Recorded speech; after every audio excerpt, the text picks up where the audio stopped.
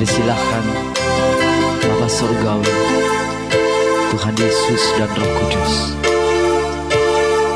silakan berbicara bagi kami. Kami berikan otoritas sepenuhnya kepada keluarga Allah. Oh, kuduskan hamba-Mu ini Tuhan, supaya aku layak boleh menyampaikan isi hatimu.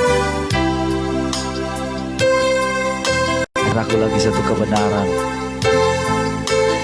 ajar kami semua, supaya kami boleh mengerti bahwa sungguh Allah berdaulat di tengah-tengah kami. Haleluya. Berjaga-jagalah kiranya di pintu gerbang mulut bibir hamba-Mu ini. Haleluya. Kami bersyukur. Sama-sama katakan sip. Ya, shalom semua ya teman-teman. Ya, semua yang sudah hadir di ruangan ini juga, yang boleh bersama-sama saudara. Kita akan segera memulai satu new normal ya. Saya menyapa juga teman-teman semua yang di rumah ya, baik yang juga bukan jemaat di Tembesi ya. Saya menyapa karena saudara, sebetulnya kita nggak boleh lagi bilang GBI, satu tempat atau gereja, satu tempat gitu ya. Karena tahukah saudara bahwa Tuhan sedang membangun atau membangkitkan gerejanya sendiri. Di hadapan Tuhan hanya ada satu gereja ya, dan hanya ada satu gembala saudara ya, yaitu Tuhan Yesus yang jadi gembala kita. Jadi kalau mungkin kita masih ketika tampil di Facebook itu, di media sosial, kita masih pakai nama-nama sendiri setiap gereja. Tapi ketahuilah saudara, nama-nama itu sebentar lagi akan berlalu saja ya. Haleluya. Baik saudara, ya, saya sambil menantikan ya, karena saudara hari ini adalah hari yang spesial. Amin. Hari apa saudara? Pentakosta, hari pencurahan Roh Kudus, hari ke-50. Kalau di gereja-gereja lain saudara, bahwa mereka menanti-nantikan pencurahan Roh Kudus ya. Tetapi sebetulnya saudara, ya tergantung pengertian masing-masing ya. Masih ada yang melakukan, silakan ya, nggak usah kita terlalu ini. Tapi saudara, saya merasa bahwa ya Tuhan terus mencurahkan rohnya ya, sampai kita mengalami kepenuhannya ya. Jadi bukan masalah di tanggalnya kita menanti-nantikan ya. Baik saudara, ada satu hal yang ketika saya merenungkan firman Tuhan ya, dari kelanjutan apa yang Tuhan sampaikan gitu. Saudara, kalau saudara ikuti terus ya, ketika Tuhan menyampaikan tentang Tuhan meruntuhkan ya bait suci di Matius pasal 24 kalau nggak salah ya. Ketika muridnya mengatakan, lihatlah betapa kokohnya bangunan ini gitu. Tapi Tuhan katakan, suatu hari itu akan runtuh semua, dan itu sudah digenapi ya. Jadi tidak perlu saya mengulangi itu. Dan saudara, bahwa ternyata saudara, Tuhan sedang meruntuhkan juga tanpa sadar, tanpa kita sadari bahwa Tuhan juga sedang meruntuhkannya yang di alam apa ya, di alam rohnya ya, kalau saya katakan. Dengan adanya ibadah-ibadah streaming sekarang di seluruh dunia saudara ya, belum bisa melakukan ibadah secara offline ya, secara bersama-sama. Bahkan nanti pun kalaupun diadakan dengan new normal gitu, untuk berkumpul dalam jumlah yang banyak itu sangat sudah hampir tidak mungkin gitu. Jadi ada satu perubahan yang sangat drastis sekali saudara ya. Nah, itu sebabnya saudara, bahwa Tuhan sedang meruntuhkan itu, dan kita kemarin belajar tentang tabut Tuhan, saudara. Saya pun tidak sadar kalau ternyata kemarin ketika kita berbicara mengenai tabut Tuhan dari rumah Abinadab ke rumah Obed Edom gitu ya, dan selama 3 bulan ada di rumah Obed Edom gitu, dan diambil balik sama Daud gitu.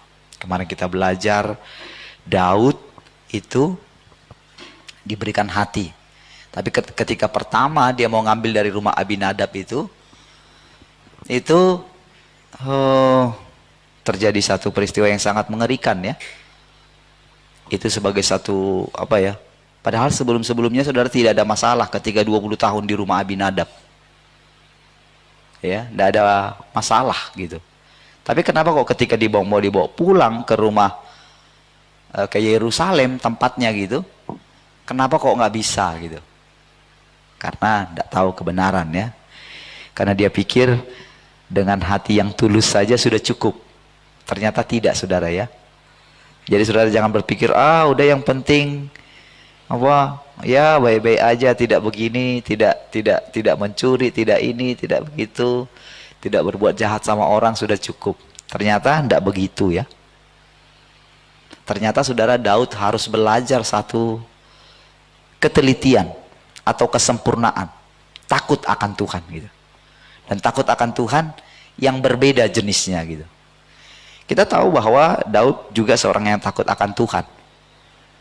Ya, dia sangat takut sekali terhadap Saul, walaupun sebetulnya dia sudah diurapi menjadi raja.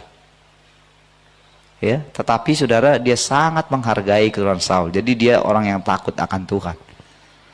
Tetapi saudara, ketika berhubungan dengan tabut itu ternyata ada dimensi takut akan Tuhan yang berbeda gitu. Nah, ketika hitung-hitung mulai ada apa ya, keputusan dari pemerintah tentang satu pelaksanaan new normal gitu ya. Setelah hitung-hitung ternyata pas 3 bulan gitu. Kemarin kita pertama mulai tidak beribadah itu tanggal 22 ya. Jadi tanggal 15 itu terakhir kali gitu. Jadi kalau hitung-hitung nanti tanggal 23 mulai ibadah, persis 3 bulan, saudara. Saya ketika, wah iya juga ya, saya tidak pernah terpikir sedikit pun itu kalau nggak diingatkan gitu. Jadi boleh saya katakan tak ada rekayasa ya. Saya tidak merekayasa pas mau khotbah itu tentang itu gitu. Saya nggak rekayasa.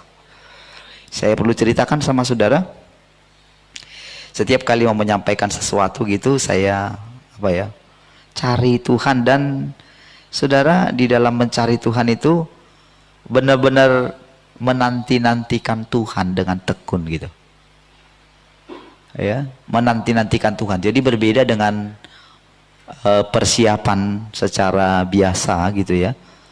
Persiapan misalnya cari apa ayat di mana apa gitu ya, seperti kebiasaan banyak pendeta gitu ya. Tapi benar-benar kadang-kadang ya namanya menanti-nantikan gitu ya, kadang-kadang juga ketidur, terbaring, terbangun gitu ya, duduk, renungkan, kadang ketawa sendiri, oh gitu ya, seperti itu kira-kira. Dan saudara, itu semua berhubungan. Jadi ada juga orang-orang yang dipakai memposting sesuatu gitu ya, ternyata orang itu pun berdoa.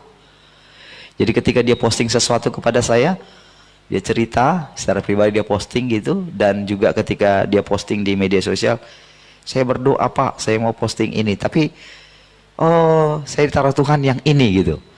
Padahal saudara, kalau saya lihat postingannya itu, ketika diposting itu, boleh dikatakan hanya 1-2 yang apa reaksi ya, kasih emoji apa jempol gitu atau apa gitu ya. Hanya paling saya yang sering gitu ya. Kalau saya lihat dia diposting di mana-mana juga, kok nggak ada yang tertarik ya. Saya dalam hati simpan, aduh. Nah saudara, sehingga saudara praktis saudara, saya boleh katakan saudara, saya tidak sendiri ya ketika mendapatkan sesuatu ini saudara. Saya tidak sendirian, bukan hasil angan-angan saya gitu, dan bukan saya pilih mana yang terbaik, bukan. Tapi saya menanti-nantikan apa yang mau Tuhan sampaikan gitu ya. Jadi saya mengerti, saya belajar apa arti kata menanti-nantikan Tuhan gitu. Tahukah saudara, jemaat mula-mula itu saudara setelah lewat dari keberhasilan Paulus dalam memenangkan Asia kecil sehingga banyak sekali orang yang percaya, ada satu memang kemunduran gitu ya. Tetapi kalau kita melihat bagaimana satu sikap daripada gereja mula-mula yang sangat menonjol adalah tentang menanti-nantikan Tuhan. Sampai Tuhan membawa Yohanes itu dibuang di Pulau Patmos sehingga dapatlah pewahyuan. Adalah yang namanya kitab pewahyuan. Jadi saudara, kalau kita belajar tentang para tokoh-tokoh ini saya prolog dulu sedikit ya, supaya kita tahu saudara, bahwa Alkitab itu bukanlah sekedar nasihat-nasihat gitu ya, bukanlah sekedar bagaimana masuk surga, bukan, tetapi di sana ada satu pekerjaan Allah yang sistematis gitu. Dan dia mengatur semuanya. Dia seorang direktur atau apa yang namanya ya, sutradara yang luar biasa dalam mengatur peran kita masing-masing, dalam mengatur peran murid-muridnya. Ya, dia sangat hebat, satu pribadi yang sangat luar biasa tentang pengaturan itu saudara. Dan tahukah saudara, Bapak itu sangat detail sekali. Makanya Tuhan Yesus katakan, hendaklah kamu sempurna sama seperti Bapamu yang di sorga itu sempurna. Jadi kalau ada kita mendapatkan satu pengajaran yang mengajarkan satu ketelitian, satu kesempurnaan bagi kita, itu kurang lengkap saudara. Ya, kurang lengkap. Kalau ada yang sekedar mengajarkan, menitik beratkan tentang mujizat, menitik beratkan tentang apa ya, tentang pengajaran tertentu, menitik beratkan tentang berkat, atau ada kadang yang terlalu juga mungkin ekstrim kiri, menekankan tentang kemiskinan gitu ya, menekankan tentang penderitaan. Itu ini dalam artian begini saudara, menitik beratkan saudara. Karena saudara, menurut firman Tuhan, penderitaan itu bukan sesuatu yang membuat kita jadi murung gitu. Tapi saudara, Rasul Petrus katakan, penderitaan, Paulus dan Petrus katakan, penderitaan zaman sekarang ini tidak dapat dibandingkan dengan kemuliaan yang kita akan terima nantinya. Sama seperti seorang ibu yang melahirkan anak. Pada waktu dia melahirkan hampir mau mati rasanya. Tapi begitu lahir anak itu saudara, itu semua segala kesukaran dan penderitaan itu lenyap begitu saja. Ya, jadi saudara, nggak pernah saudara perhatikan seorang ibu yang mengandung murung terus gitu ya. Ya nggak? Kalau murung terus nanti anaknya saudara pasti lihat saudara murung nanti apa. Bisa-bisa kalau lahir saudara nangis terus gitu, karena mamanya murung terus gitu. Enggak, saudara, pasti ada sukacita-sukacita yang luar biasa. Baik saudara, saya masuk ya. Perhatikan saudara bahwa hari-hari ini kita sedang melihat berita tentang akhir zaman sering sekali diidentikan dengan chip ya, chip 666. Sementara saudara, di dalam Alkitab itu sebetulnya bukan hanya ada chip 666. Bahkan sebelum ada chip 66, yang lebih duluan muncul adalah chip 777 saudara. Cuman nggak ada saudara disebutkan di dalam Alkitab ya, angka 777 ya. Tetapi saudara, kenapa orang lebih menitik beratkan kepada chip 666? Tadinya saudara saya mau kasih judul tema khotbah saya hari ini adalah chip 777 versus chip 666 gitu. Tapi karena nggak ada di dalam Alkitab kata angka 777 saudara, nanti saudara seluruh dunia mungkin bisa hujat saya gitu. Karena saya bukan seorang teologi ya, dan saya nggak akan mau terlalu berdebat tentang itu karena bagi saya nggak ada gunanya gitu. Jadi akhirnya ada satu kata yang baik saudara, kasih tema hari ini adalah materai Allah versus materai iblis. Sebetulnya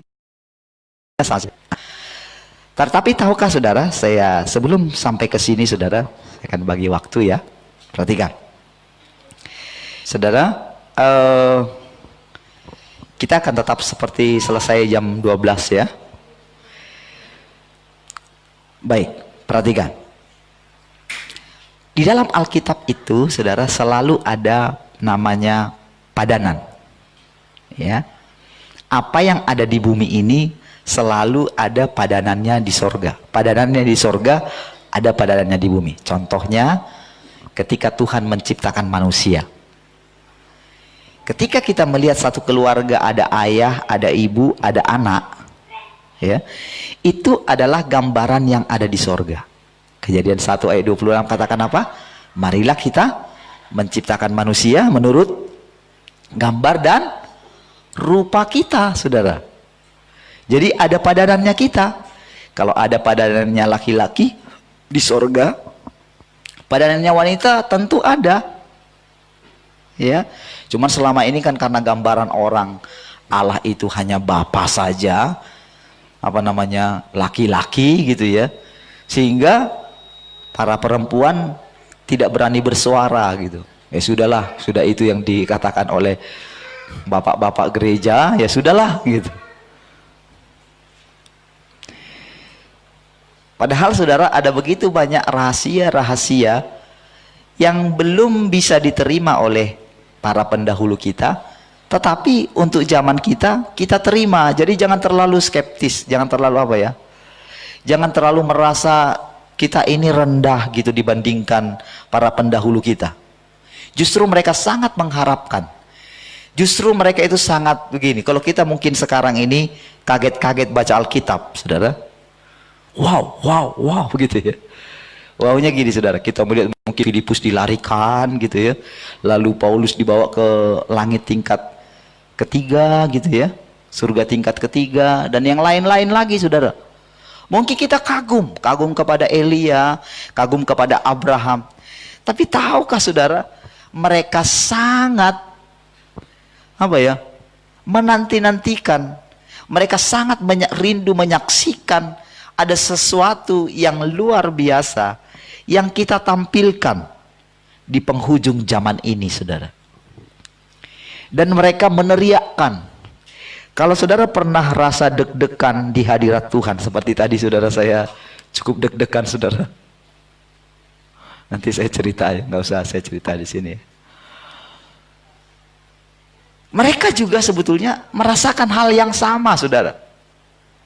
Karena saudara, di dalam Tuhan itu selalu baru setiap hari, saudara. Amazing, saudara. Jadi mereka sangat menanti-nantikan harinya kita juga, saudara. Ya. Jadi selalu ada padanannya. Itu padanan yang pertama. Bait suci juga demikian, saudara. Ya. Kalau ada bait suci dibangun di bumi ini yang dibuat oleh Musa gitu ya, itu ketika Musa buat, coba lihat Ibrani 8 ayat 5 ya, coba lihat Ibrani 8 ayat 5, 1, 2, 3. Pelayanan mereka adalah gambaran dan bayangan dari apa yang ada di sorga, sama seperti yang diberitahukan kepada Musa ketika ia hendak mendirikan kemah. Ingatlah demikian firman-Nya, bahwa engkau membuat semuanya itu menurut contoh yang telah ditunjukkan kepadamu di atas gunung itu. Nah, jadi saudara, ketika Musa membuat bait suci, dia melihat yang ada di sorga. Jadi ada dulu di sorga. Nah, tetapi ketika kita melihat yang di bumi ini, saudara, kan terjadi ada perubahan ya, perubahan bentuk, bahkan diruntuhkan yang pertama, yang kedua juga diruntuhkan gitu ya. Dan ini sedang persiapan menuju ke yang ketiga. Ya.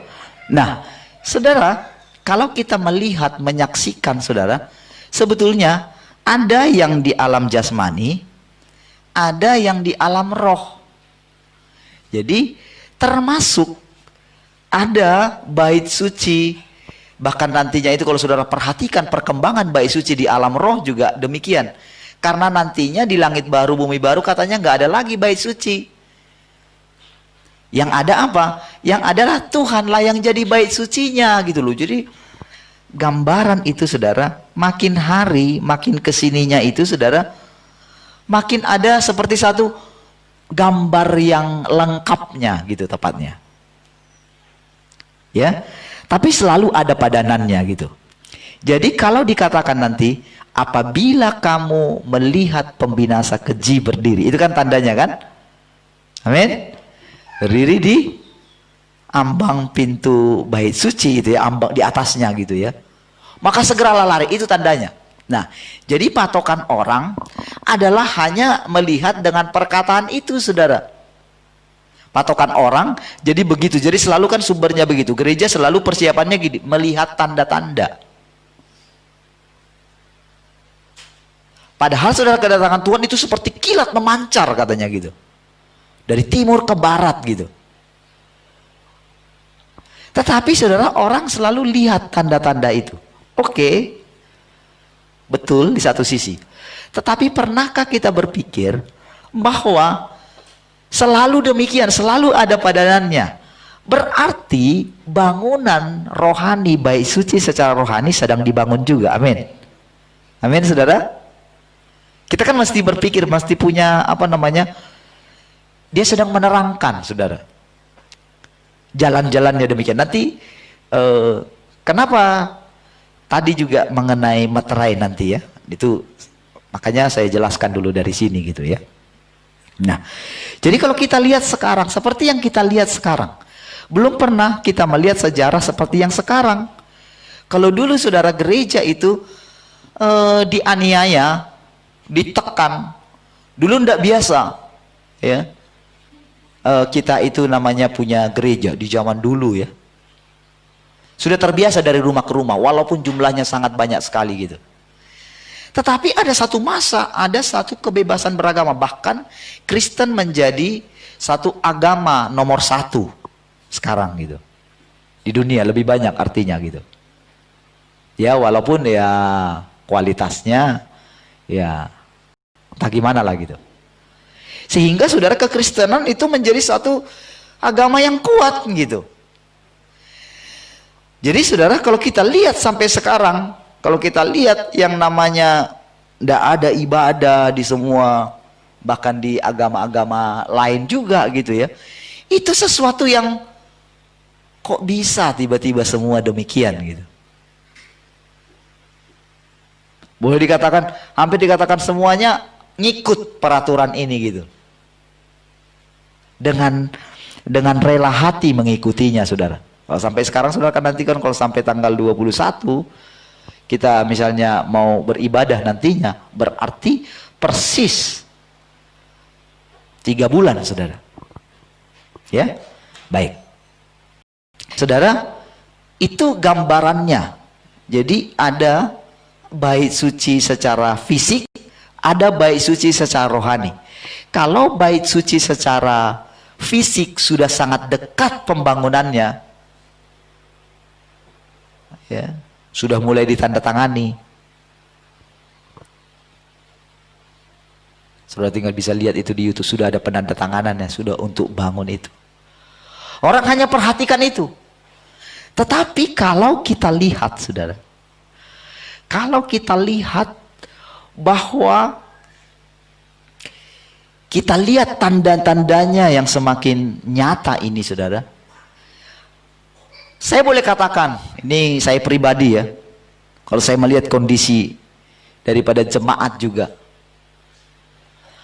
saya boleh perhatikan ya, bahwa di kondisi yang sekarang ini, dunia sudah begitu kuat mencengkeram, bahkan dunia itu sudah masuk terlalu dalam ke dalam gereja. Sudah. Sehingga saudara, perkataan Tuhan yang mengatakan, berdoalah supaya itu jangan jatuh pada musim dingin katanya ya. Sampai disuruh berdoa. Saya kadang pikir, kenapa ya? Bukankah alam itu ada di tangan Tuhan gitu? Saudara, kalau kita lihat, ini adalah apa ya? Di mana boleh dikatakan gereja masuk ke dalam satu masa yang dingin gitu. Sehingga sulit sekali untuk keluar dari keadaannya gitu. Untuk menerobos gitu. Banyak sekali halangannya gitu.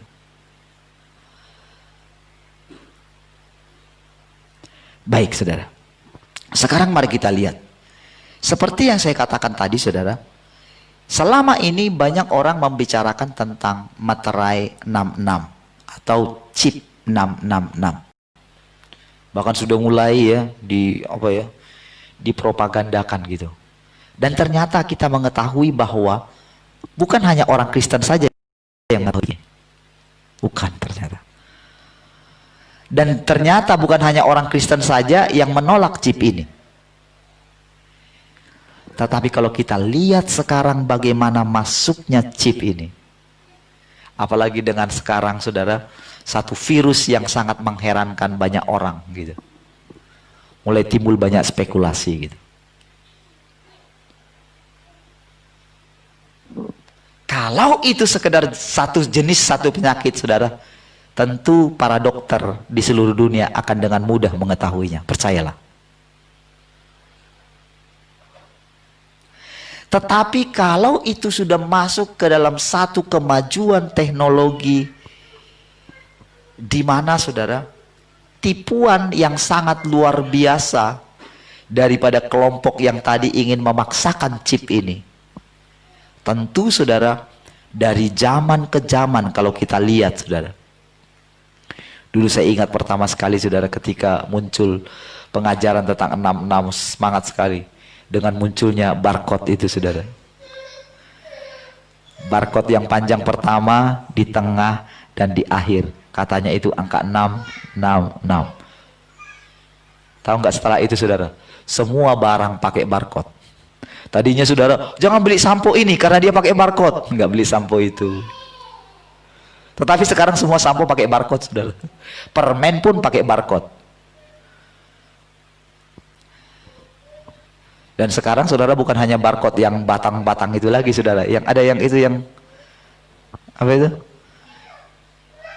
Apa namanya? QR scan itu ya. Ternyata persembahan pun ternyata pakai itu, saudara. Waduh.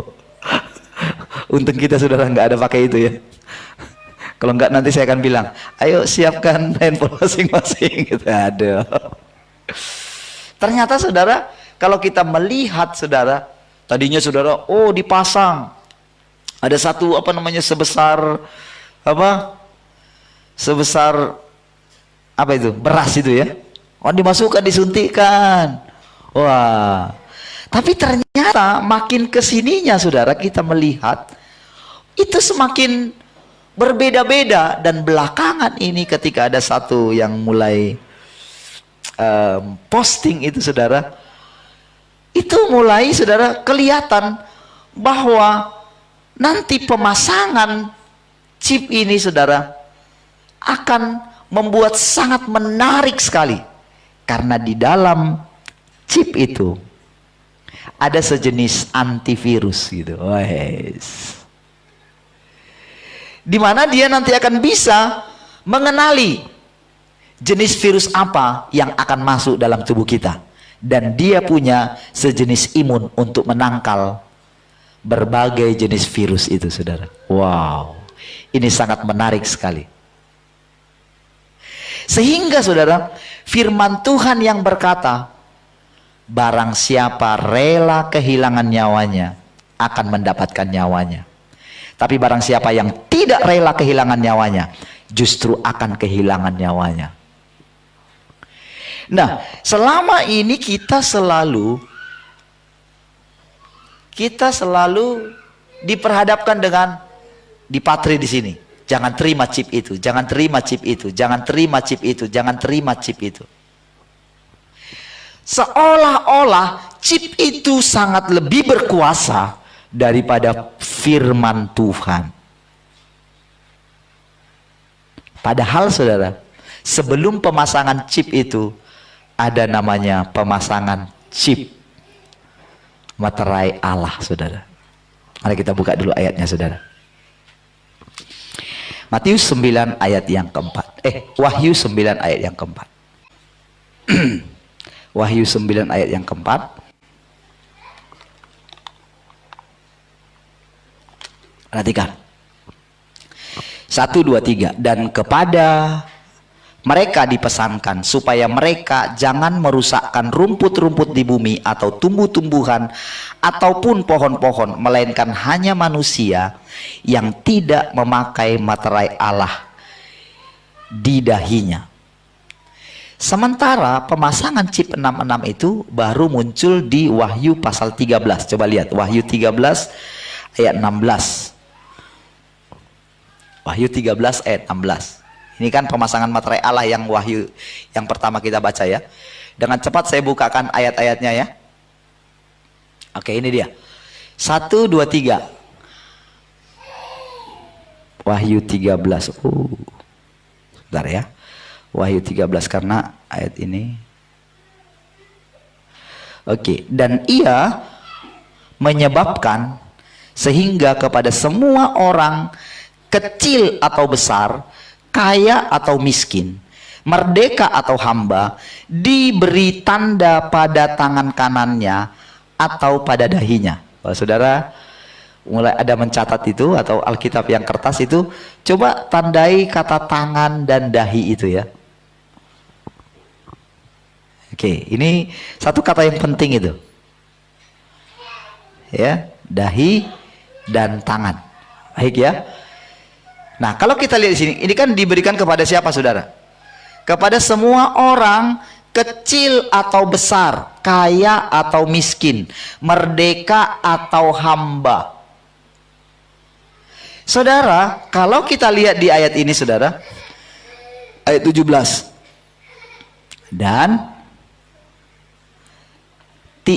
tidak seorang pun yang dapat membeli atau menjual selain daripada mereka yang memakai tanda itu, yaitu nama binatang itu atau bilangan namanya. Ketika muncul perkataan ayat 17 ini, lalu seperti biasanya orang-orang yang punya akal mulai berpikir begini, oh kalau cuman alat itu hanya untuk menjaga kita untuk tidak makan, untuk tidak beli dan jual, oh mari kita beli, mari kita pergi pulang ke kampung-kampung kita gitu. Ya kan? Kalau hanya itu. Karena apa? Itu adalah hasil daripada ingin menyelamatkan nyawa sebetulnya. Tetapi saudara, coba sekarang kalau kita ada di pulau ini. Ayo, kita masih bisa pulang kampung enggak?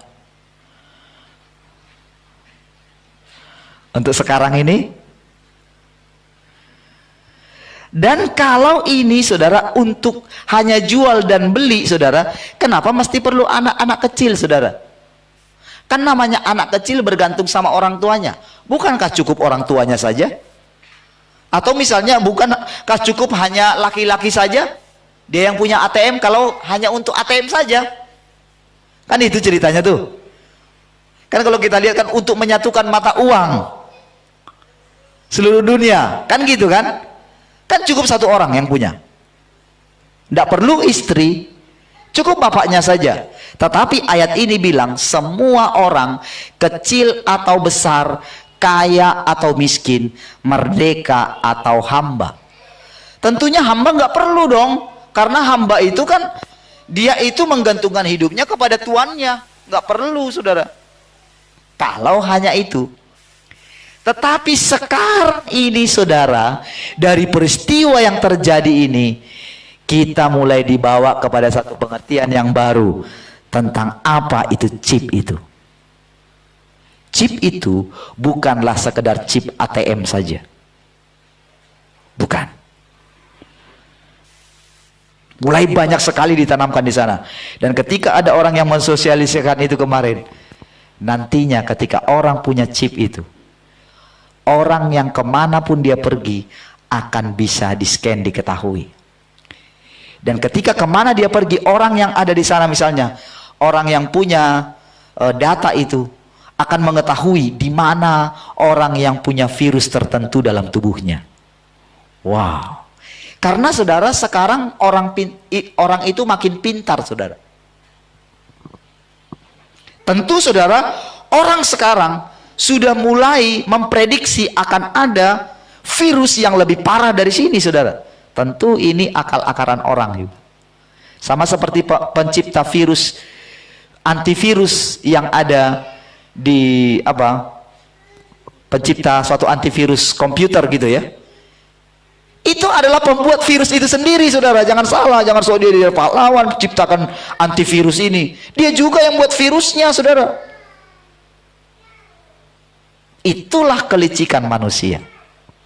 Sekarang saudara, simpan di pikiran kita bahwa chip itu bukan hanya untuk masalah jual dan beli. Amin. Ini hanyalah salah satu. Amin. Ya, lihat itu ya. Jadi ini hanyalah salah satu, saudara. Tentu saudara, dulu saudara, ini nggak bisa langsung dijelaskan secara detail karena ada ayat berikutnya. Yang penting di sini ialah hikmat. Barang siapa yang bijaksana, baiklah ia menghitung bilangan binatang itu, karena bilangan itu adalah bilangan seorang manusia dan bilangannya ialah 666. Jadi yang diutamakan di sini hikmat. Lihat saudara, pusat daripada itu apa? Keinginan manusia. Sekarang kita lanjut ayat berikutnya. Wahyu 14 ayat 9. Wahyu 14 ayat 9.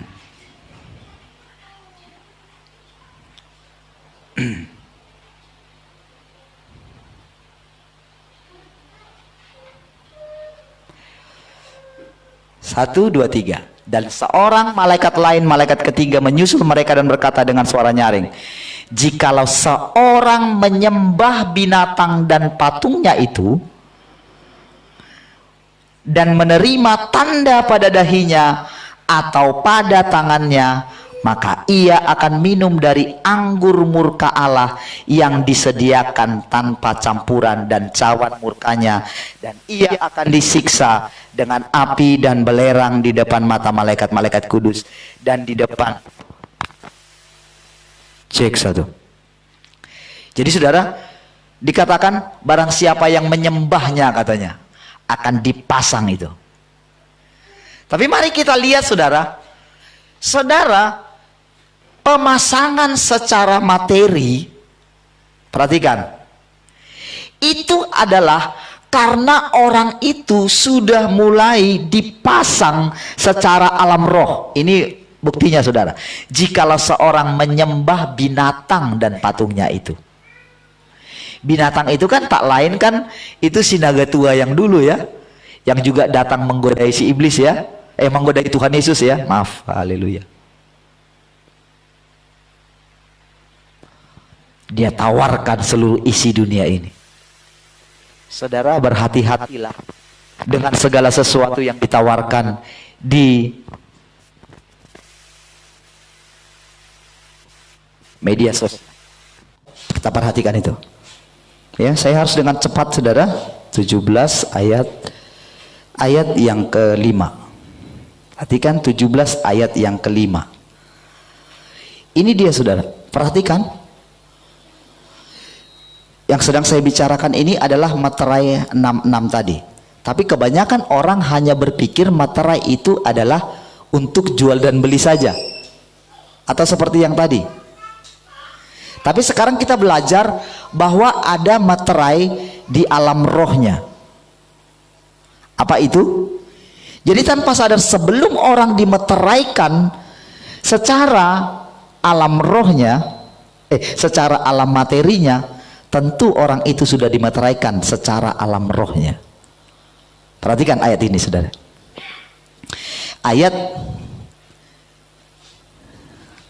Kita mulai dulu dari ayat 3 ya, Wahyu 17 ayat 3.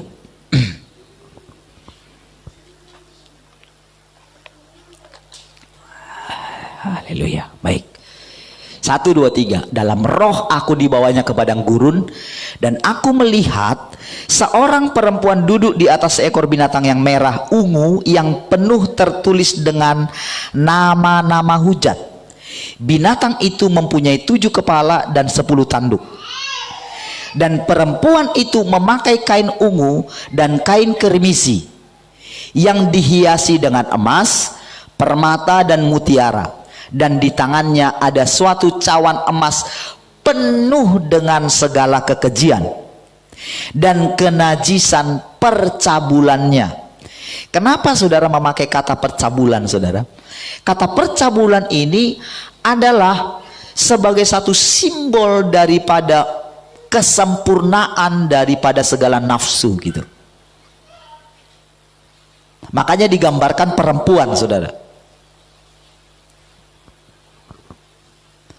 Ya, dan dikatakan ayat yang kelima, perhatikan, dan pada dahinya tertulis suatu nama, suatu rahasia, Babel besar. Babel itu adalah dunia, sistem dunia, sistem perdagangan, semua itu Babel itu.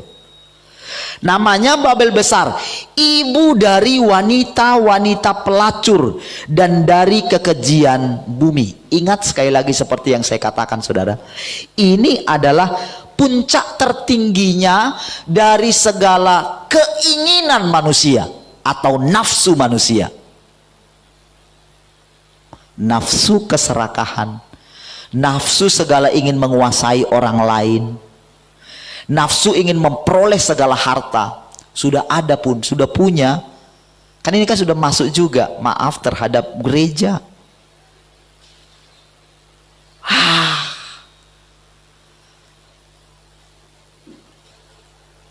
Kalau enggak skandal uang, skandal wanita.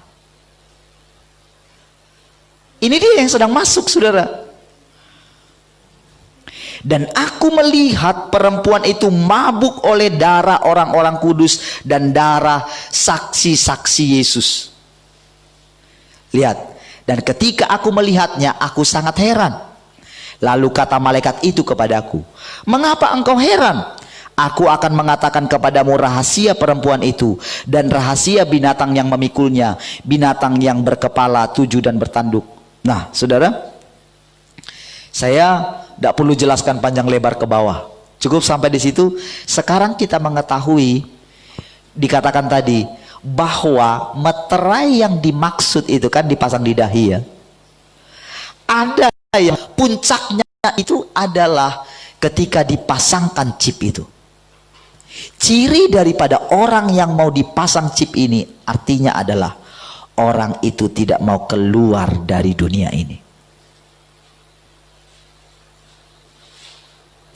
Sehingga ketika ada orang mulai mengajarkan, oh nggak apa-apa lah, itu kan demi kebaikan kita. Itulah yang ditawarkan oleh dunia ini. Sebab itu berhati-hatilah.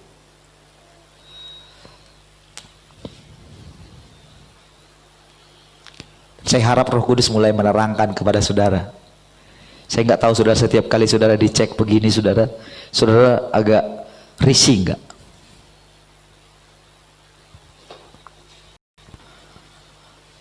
Baik, saudara, sekarang mari kita lihat Wahyu 20 ayat 4. Ini tadi, saudara, kira-kira dapat suatu gambaran, saudara, karena nggak bisa ceritakan ini secara detail, ya.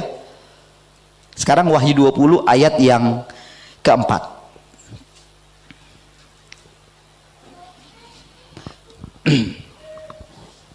Oke, yuk cepat.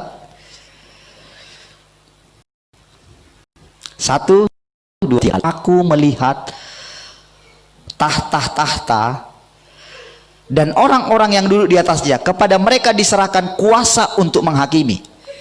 Aku juga melihat jiwa-jiwa mereka yang telah dipenggal kepalanya karena kesaksian tentang Yesus dan karena firman Allah, yang tidak menyembah binatang itu dan patungnya, dan yang tidak juga menerima tandanya pada dahi dan tangan mereka. Dan mereka hidup kembali dan memerintah sebagai raja bersama-sama dengan Kristus untuk masa 1000 tahun. Orang tak pakai itu, Tapi mari kita lihat mereka pakai apa. Wahyu 22 ayat yang keempat.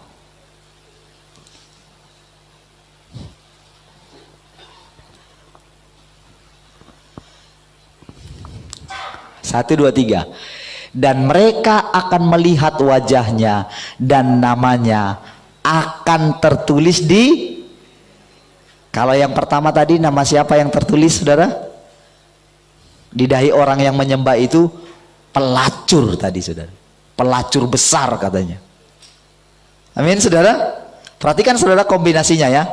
Nah, sekarang saudara, mari kita belajar saudara dari Taurat sedikit, saudara.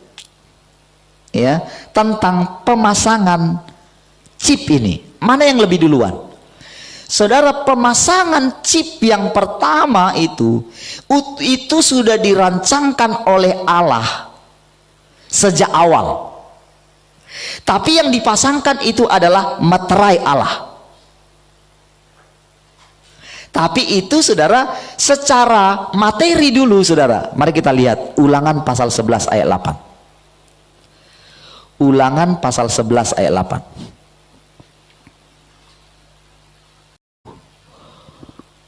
Oh, ayat 18. Ayat 18.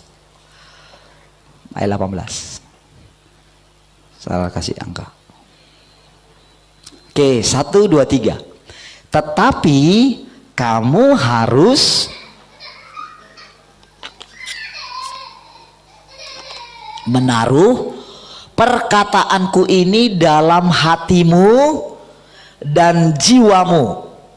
Kamu harus mengikatkannya sebagai tanda pada tanganmu. Amin.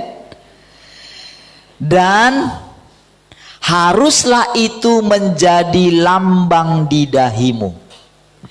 Itulah sebabnya saudara, kalau saudara tahu saudara, para imam itu ada namanya. Nanti saudara cari di YouTube itu. Nanti kalau ketik aja di Alkitab itu namanya Patam namanya ya. Jadi di situ ada ayat-ayat dalam Alkitab, ada dalam Taurat itu saudara, itu dibungkus dalam kulit lalu dimasukkan, ada namanya seperti serban, itu diikat gitu. Sebetulnya saya di laptop saya sudah ada itu. Saudara akan lihat nanti lambang-lambangnya itu. Sehingga kenapa Tuhan Yesus itu mencela para imam atau ahli Taurat, ya, orang Farisi yang pakai selendang lebar-lebar itu loh ketika berdoa. Itu sebetulnya sedang menunjukkan bahwa dia itu kudus, kira-kira begitu. Karena ayat ini saudara. Ya. Tetapi kamu harus menaruh perkataanku. Jadi sejak semula saudara, yang mau dimeteraikan kita ini sejak semula, bangsa Israel itu, bangsa yang kudus itu sejak semula dimeteraikan. Makanya dikatakan kamu harus menaruh perkataanku ini dalam hatimu dan dalam jiwamu. Wow, dimeteraikan gitu. Sebagai tanda pada tanganmu, dan haruslah itu menjadi lambang di dahimu. Saudara, ada satu ini ya, mitos kalau katanya sembayangnya itu kuat, katanya di mana tandanya saudara? Di sini hitam katanya. Karena dia sujud. Bahkan dikatakan kakinya siapa? Yakobus itu ditemukan karena dia seorang yang berdoa terus sampai menyatu katanya lututnya. Ditemukannya begitu ya. Coba. Nah, jadi lihat, bahkan sampai dikatakan bagaimana caranya itu, bahkan kamu harus mengajarkan kepada anak-anakmu dengan membicarakannya apabila engkau duduk di rumahmu, dan apabila engkau sedang dalam perjalanan, apabila engkau berbaring, dan apabila engkau bangun. Namun perhatikan apa yang sedang terjadi. Anak-anak, perhatikan baik-baik. Anak-anak perhatikan sini baik-baik. Lihat, sekarang dunia ini mencoba menstempel kalian. Melalui apa? Melalui internet, melalui game.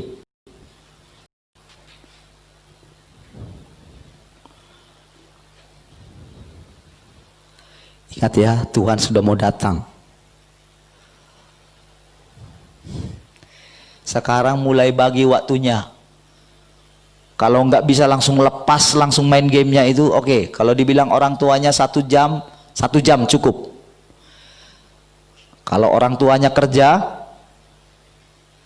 mulai harus bijaksana. Kan nggak ada orang tua, mungkin nggak ada yang ini yang larang gitu kan, orang tuanya kerja. Harus berani, enggak. Aku enggak mau tertinggal. Mending baca firman Tuhan. Dulu mereka belum punya Alkitab. Jadi orang tuanya harus menceritakan kepada anak-anaknya firman Tuhan.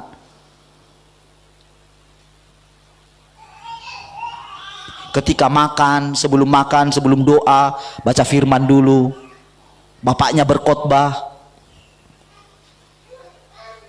Tapi sekarang kan sulit kan, karena hanya para pendeta yang diajar berkhotbah gitu. Bapak-bapak nggak diajarin khotbah gitu. Karena bapak-bapak mungkin nggak pede khotbah di depan istri sama anak-anaknya. Saya khotbah kemarin depan anak-anak saya.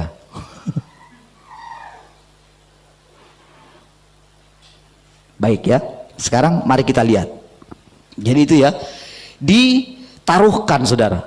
Jadi sebetulnya firman Tuhan itu saudara, itu yang jadi hidup. Nanti saudara, prosesnya itu adalah, nanti akan ada ya, Tuhan sendiri langsung meteraikan itu kepada manusia baru. Nanti perhatikan, kita lihat ayatnya itu saudara ya. Sekarang kita lihat dulu Yehezkiel 9 ayat yang keempat. Yehezkiel 9 ayat yang keempat.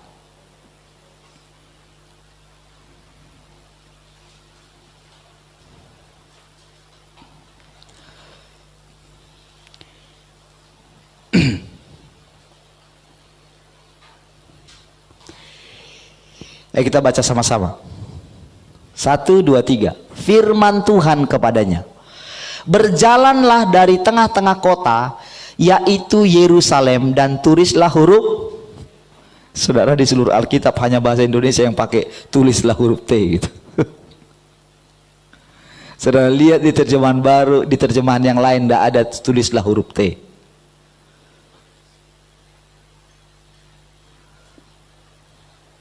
Pada dahi orang-orang yang berkeluh kesah karena segala perbuatan-perbuatan keji yang dilakukan di sana. Saudara, orang-orang ini adalah orang-orang kudus, saudara. Saudara, keluh kesah di sini bukan sungut-sungut, saudara. Tapi gini, saudara, melihat keadaan dosa, melihat keadaan yang tidak seharusnya ada dalam satu gereja, dia ini nggak bisa kayak gini harusnya Tuhan. Saya mulai mengerti, oh, ini ternyata perasaan Tuhan ya. Tapi saudara, huruf T di sini adalah, di aslinya itu adalah, sebetulnya artinya ini adalah tanda saja. Taf ada sebetulnya di laptop saya nggak, karena saya nggak pakai laptop, saya bisa ditampilin harusnya. Ya, nah itu sebetulnya adalah tanda dari Tuhan. Itu adalah huruf Ibrani ya. Kalau dilihat di khotbah saya bisa di situ ya. Nah itu sebetulnya tanda. Nah lihat ini saudara, ayat yang kelima. Dan kepada yang lain-lain aku mendengar dia berfirman, ikutilah dia dari belakang melalui kota itu, dan pukullah sampai mati. Janganlah merasa sayang dan jangan kenal belas kasihan. Ayat 6. Orang-orang tua, teruna-teruna, dan darah-darah. Perhatikan ini saudara. Siapa yang ini? Ini yang dibunuh ini adalah orang-orang yang tidak pakai huruf T itu tadi, yang tidak dikasih tanda itu saudara. Sebetulnya kalau di yang lain menjelaskan tentang tanda, sama seperti yang ditaruh di ambang pintu rumah orang Israel itu. Ya, dikasih tanda itu. Ya. Lihat. Orang-orang tua, teruna-teruna, dan darah-darah, anak-anak kecil dan perempuan bunuh dan musnahkan. Tetapi semua orang yang ditandai dengan huruf T itu jangan singgung. Jadi jangan nanti kalau pulang nanti kasih huruf T di sini ya. Supaya nggak kena, enggak, bukan itu maksudnya ya. Jangan singgung. Dan perhatikan saudara, mulailah dari tempat kudusku. Lalu mereka mulai dengan tua-tua yang berada di hadapan bait suci. Saudara, paralel ayat ini adalah ayat yang saya bagikan minggu lalu, 1 Petrus 4 ayat 17. Penghakiman dimulai dari rumah Allah, saudara. Tapi lihat saudara, yang lebih duluan dilakukan bukanlah pemasangan meterai 66, amin. Tapi yang duluan dilakukan adalah dipasang meterainya Allah. Jadi waktu kita selama ada di rumah ini, harusnya kita mengizinkan Allah memasangkan meterainya di dahi dan tangan kita.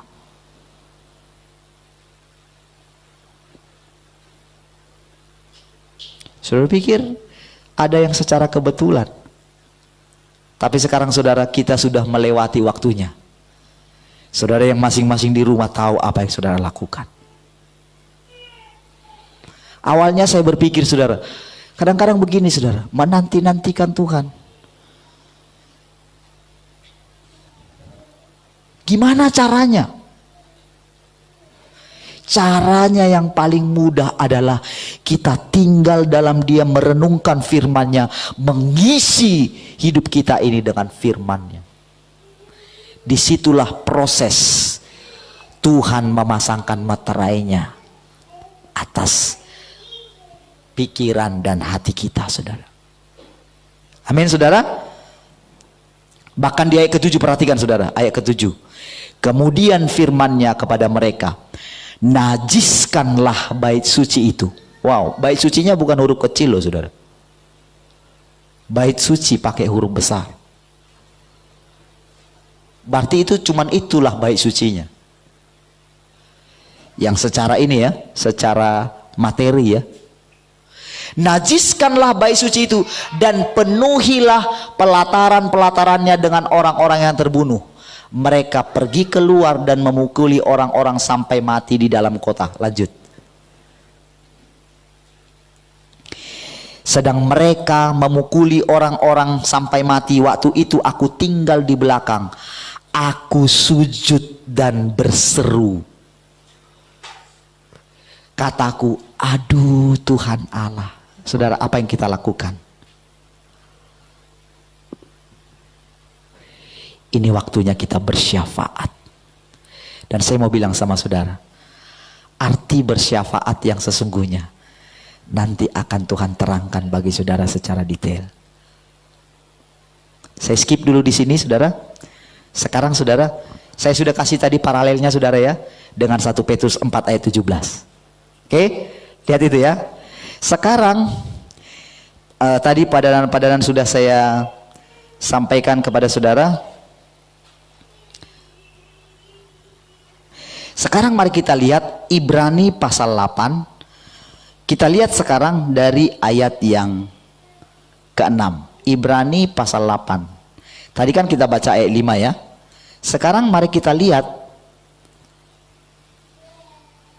mulai dari ayat yang ke-6. Ibrani pasal 8. Yang tadi yang ke-5 sudah kita baca. Sekarang mari kita lihat prosesnya ini. Dan apa yang sedang Tuhan lakukan sekarang dan Tuhan sedang kerjakan sekarang.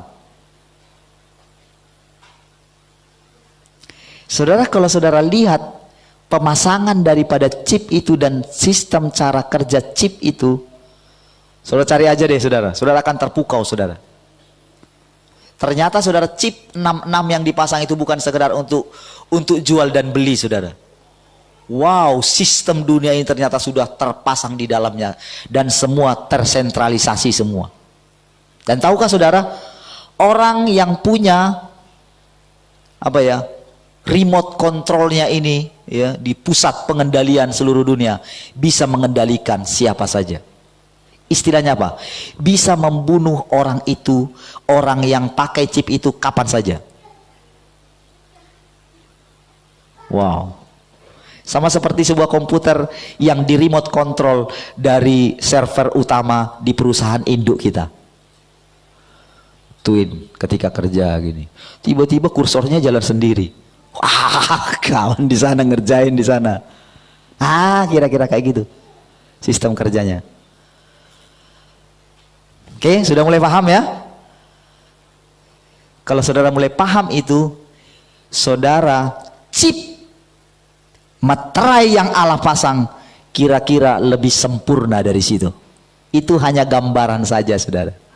Puji Tuhan, saudara, mereka memperkenalkan itu sama kita.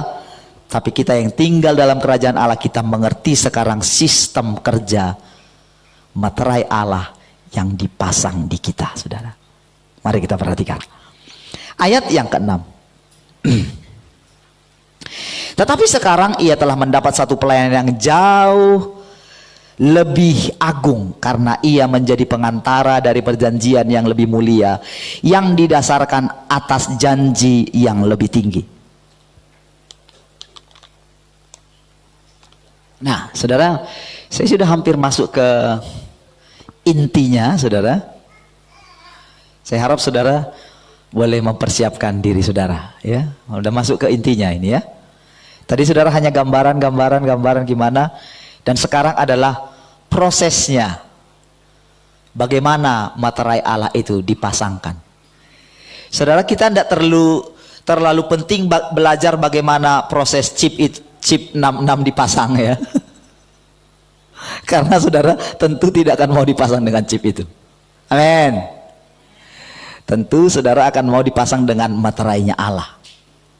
Sekarang mari kita lihat ayat yang sekarang ia telah mendapat satu pelayanan yang jauh lebih agung, karena ia menjadi pengantara dari perjanjian yang lebih mulia, yang didasarkan atas janji yang lebih tinggi. Siapa itu, saudara? Siapa di sini yang diceritakan? Tuhan Yesus. Amin. Lihat, sebab ia menegur mereka ketika berkata, sesungguhnya akan datang waktunya, demikianlah firman Tuhan, aku akan mengadakan perjanjian baru dengan kaum Israel dan dengan kaum Yahuda, bukan seperti perjanjian yang telah kuadakan dengan nenek moyang mereka pada waktu aku memegang tangan mereka untuk membawa keluar dari tanah Mesir, sebab mereka tidak setia kepada perjanjianku dan aku menolak mereka, demikian firman Tuhan. Lihat, saudara, yang tadi kita sebut pemasangan chip secara materi, dipasang, disuruh itu diikatkan di dahi dan di tangan gitu, ya. Itu hanyalah lambang. Amin, saudara. Itu hanyalah lambang saja. Tetapi bagi kita sekarang dikatakan sini, saudara, pada waktu sesungguhnya akan datang waktunya. Kapan datang waktunya itu, saudara? Hari-hari ini, saudara.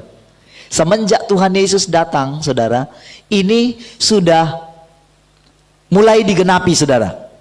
Ya, sejak dia naik ke sorga, ya, setelah itu, saudara, itu sudah mulai dilaksanakan.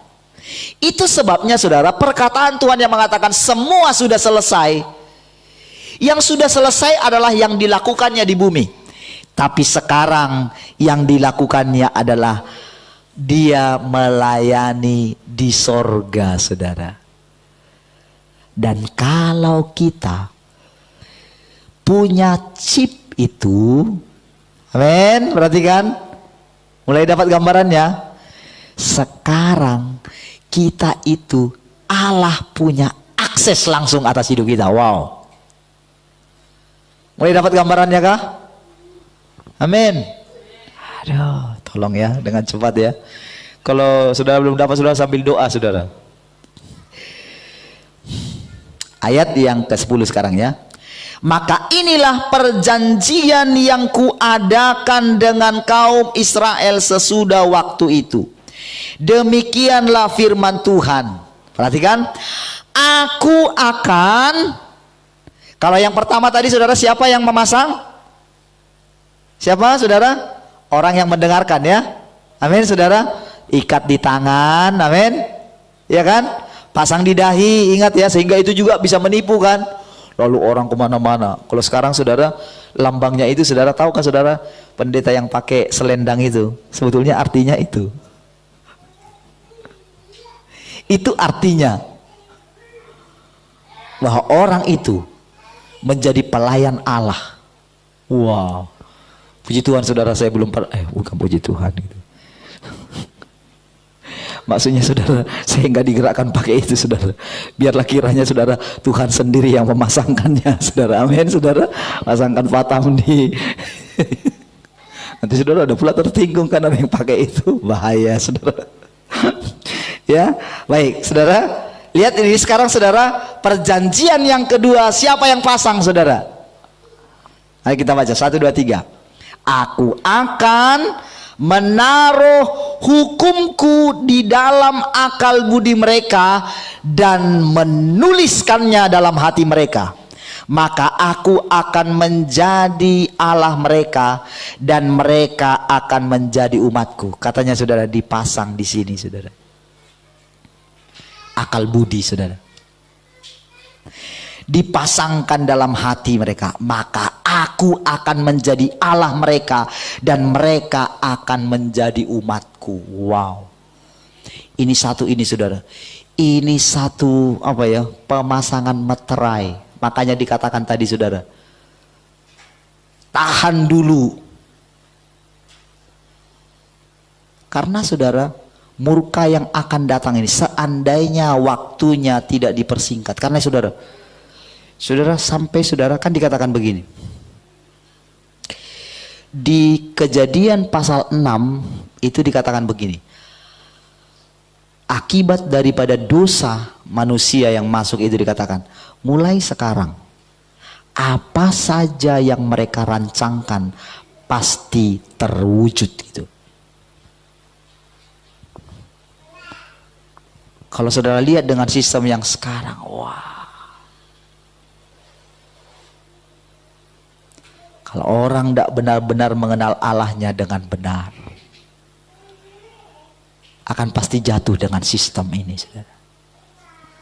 Karena ternyata saudara, sistem ini sudah terlalu mengikat dengan kuat sekali saudara. Ayat 11 saudara.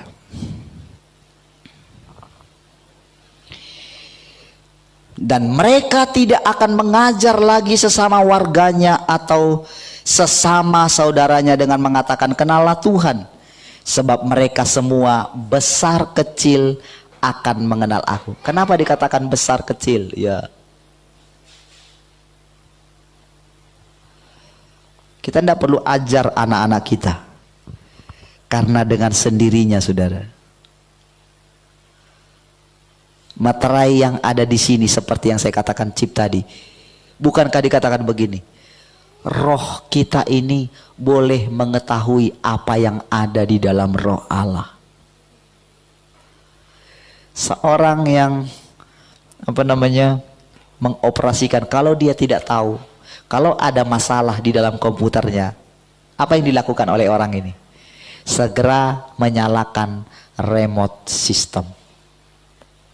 Kalau dia sudah hidupkan remote system ini, akan terhubung ke administrator yang bisa, yang ahli atau IT, yang bisa memperbaiki kesalahan dalam komputer kita. Kalau kita orang awam, di situ disarankan, apakah mau menyalakan remote system atau hubungi administrator katanya. Dari situlah dihubungkan. Tahukah saudara, yang ditempatkan dalam kita Tuhan sendiri yang akan memperbaiki segala kerusakan-kerusakan yang ada dalam hidup kita. Tahukah saudara? Kita tidak tahu alam bawah sadar kita ini sudah menyimpan banyak sekali virus-virus, pengajaran-pengajaran dari pikiran manusia yang kita tidak tahu benar atau tidak, dari Tuhan atau tidak saudara. Saudara, kalau kita sekarang mengandalkan Google dalam mencari arti daripada firman Tuhan, mungkin nampaknya bisa wow, tapi tak ada kehidupan di sana. Tetapi kalau kita mengizinkan, kita menyalakan remote system hidup kita, maka Allah sendiri akan menerangkan kepada kita, kepada anak-anak kita. Amin. Haleluya. Perhatikan saudara. Hei. Wow, sekarang kita lompat ke Ibrani pasal 9, saudara. Pasal 9. Coba kita lihat dari ayat yang ke-11.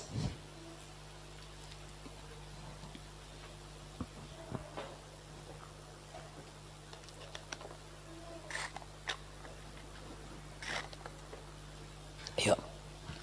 Ya. Perhatikan ini prosesnya dia, bagaimana dia melakukannya. Bagaimana dia memperbaiki atau menyempurnakan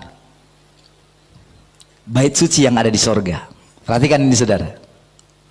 Oh, saya baca ini, saudara. Wow, keren sekali cara kerja Allah. Perhatikan ya. Tetapi Kristus telah datang sebagai imam besar untuk melakukan hal-hal yang baik yang akan datang. Ya, dilakukan di sana, tapi saudara itu gimana ya bilangnya ya? Kalau saudara agak ngerti tentang ini sih, saudara, saudara bisa akan dengan mudah mengerti ya. Lihat, ia telah melintasi kemah yang lebih besar dan yang lebih sempurna, yang bukan dibuat oleh tangan manusia, artinya yang tidak termasuk ciptaan ini. Lanjut. Dan ia telah masuk satu kali untuk selama-lamanya ke dalam tempat yang kudus, bukan dengan membawa darah domba jantan dan darah anak lembu, tetapi dengan membawa darahnya sendiri, dan dengan itu ia telah mendapat kelepasan kekal. Perhatikan, saudara. Saudara, kita sedang diperbaiki di sumbernya. Begitu di hulu diperbaiki, setiap orang yang punya akses, saudara, sistem komputer saudara dengan cepat, Windows 7, Windows 8, Windows 10 gitu ya. Sekarang itu selalu terhubung kepada servernya. Server ini selalu menemukan bug, virus gitu ya, atau hal apa saja yang merusak. Jadi saudara, sistem Windows ini saudara, dia melakukan perbaikan di pusatnya. Dan bagi orang yang menyalakan kalau dia itu Windows asli, genuine ya, maka saudara, kalau ini terhubung ke internet, maka secara otomatis server di pusat pengendaliannya akan memperbaiki laptop kita. Memang yang jadi masalah kalau laptop kita kapasitasnya kecil, memorinya kecil, maka akan jadi berat. Sehingga banyak orang menyiasati, orang tidak mau pakai sistem yang 10 gitu ya, karena berat saudara, diupdate terus saudara. Kalau dia servernya dia mungkin harddisknya atau roomnya itu saudara nggak terbatas saudara. Itu sebabnya saudara, yang di dalam kita ini adalah roh Allah sendiri saudara. Jadi kalau kita membuka kapasitas kita, wow, kapasitas kita juga tidak terbatas. Dan dia bisa update apa saja saudara. Dan ini yang dia lakukan di server utamanya saudara. Perhatikan ya. Dengan membawa darah domba jantan dan darah anak lembu, tetapi dengan membawa darahnya sendiri, dan dengan itu ia telah mendapat kelepasan yang kekal. Sebab jika darah domba jantan dan darah lembu jantan dan percikan abu lembu muda menguduskan mereka yang najis sehingga mereka disucikan secara lahiriah, betapa lebihnya darah Kristus yang oleh roh yang kekal telah mempersembahkan dirinya sendiri kepada Allah sebagai persembahan yang tak bercacat, akan menyucikan hati nurani kita dari perbuatan-perbuatan yang sia-sia, supaya kita dapat beribadah kepada Allah yang hidup. Lihat ini saudara, kalau tadi saudara di zaman perjanjian lama dengan kekuatan kita, dan ternyata itu pasti gagal, tetapi tetap kita akan dibawa untuk melakukannya saudara. Tetapi sekarang orang yang dipimpin Allah adalah anak Allah. Anak Allah adalah orang yang dipimpin oleh Roh Allah, saudara. Sehingga dikatakan akan menyucikan kita, hati nurani kita dari perbuatan yang sia-sia, supaya kita dapat beribadah kepada Allah. Saudara, ketika kita melakukan satu dosa, si jahat itu selalu mengintimidasi kita. Kalau ada pelanggaran-pelanggaran kita di masa lalu, itu selalu selalu sanggup untuk mengacaukan, untuk mengecohkan pertumbuhan kita kepada dia. Itu sebabnya saudara, kita katakan inilah waktunya dia pasangkan materai itu, saudara. Artinya apa? Kenapa kita ditarik hari-hari ini kepada dia? Itulah yang sedang dia lakukan, pemasangan materai itu. Perhatikan, karena ia adalah pengantara dari suatu perjanjian yang baru, supaya mereka yang telah terpanggil dapat menerima bagian kekal yang dijanjikan. Sebab ia telah mati untuk menebus pelanggaran-pelanggaran yang telah dilakukan selama perjanjian yang pertama. Sekarang kita lompat ayat berikutnya ini, saudara. Ini ada dijelaskan tentang bagaimana ini dijelaskan. Saudara, Paulus mendapatkan gambaran ini luar biasa. Dia menjelaskan apa yang dilakukan oleh Musa secara detail, dan itulah yang dilakukan oleh Allah melalui darahnya Tuhan Yesus, menyucikan apa yang ada. Atau kita baca ya, mungkin saudara nggak pernah baca kali ya, atau nggak ngerti ya, kita baca saja. Itulah sebabnya maka perjanjian yang pertama tidak disahkan tanpa darah. Ya. Ayat 19, sebab sesudah Musa memberitahukan semua perintah hukum Taurat kepada seluruh umat, ia mengambil darah anak lembu dan darah domba jantan serta air dan bulu merah dan hisop, lalu memerciki kitab itu sendiri dan seluruh umat sambil berkata, inilah darah perjanjian yang ditetapkan Allah bagi kamu. Itu prosesnya. Itu perjanjian yang pertama. Sebetulnya ini sebagai satu gambaran supaya Allah nanti bisa menjelaskan kepada kita. Inilah luar biasa pewahyuan yang disampaikan oleh Paulus dalam kitab Ibrani ini, saudara. Ayat 22, dan hampir seluruh, dan juga kemah dan semua alat untuk ibadah dipercikinya secara demikian dengan darah.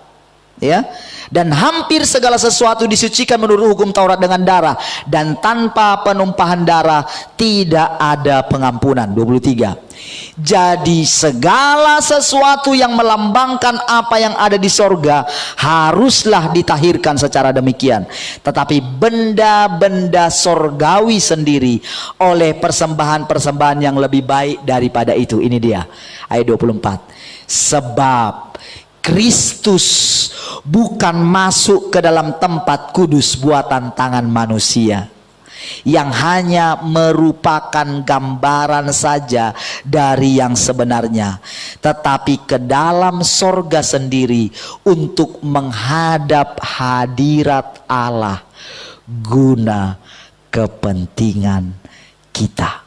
Saudara, dia sudah masuk, dan sampai hari ini ketika kita terhubung dengan dia, dia berdoa untuk saudara dan saya.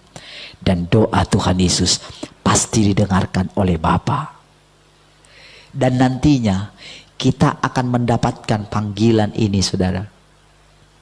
Orang-orang yang dipasang meterai ini, seperti yang dikatakan tadi dalam kitab Yehezkiel ini, orang ini akan bersyafaat. Apa yang kita bayangkan selama ini gambaran gereja, kalau kita lihat secara kasat mata, membuat kita berkeluh kesah. Tetapi ketika keluh kesah kita ini kita sampaikan di hadirat Allah, maka akan banyak orang dibawa. Sama seperti Tuhan Yesus sebagai perintis masuk ke situ, saudara. Dia sedang mencari orang-orang yang akan dimeteraikan oleh dia, yang juga menjadi perintis. Tahukah saudara, melalui syafaat kita, ketika kita sebut di hadapan Allah, Tuhan akan membawa seluruh keluarga kita dibawa kembali kepada Allah. Amin, saudara. Mungkin secara ini manusia kita sedih saudara dengan keadaan sekarang. Entah kapan kita bisa bertemu dengan keluarga kita. Tapi kalau saudara masuk ke dalam hadirat Allah, engkau bawa seluruh keluargamu karena engkau terikat dengan mereka semua. Ketika saya datang saudara di hadapan Allah, saya bawa seluruh jemaat Tuhan dan orang-orang yang mau mendengarkan apa yang Tuhan sampaikan. Ketika setiap kali berdoa, aku bawa seluruh umatmu di hadapanmu, Bapa. Saya percaya lambat atau cepat, Roh Kudus yang ada di dalam saudara juga akan mendengarkan satu gerakan. Saudara juga menyembah Allah bersama-sama dengan saya. Kalau ada fasilitas Zoom saudara, di alam roh pasti ada fasilitas itu saudara. Ketika saudara ketik passwordnya, seorang membagikan itu di alam materi. Di alam roh lebih tinggi dari situ. Kalau di alam materi masih banyak gangguan internet, di alam roh saudara tidak akan pernah kekurangan kuota saudara. Karena Tuhan sudah bayar 2000 tahun yang lalu untuk supaya kita terkoneksi satu dengan yang lain. Saya ajak kita bangkit.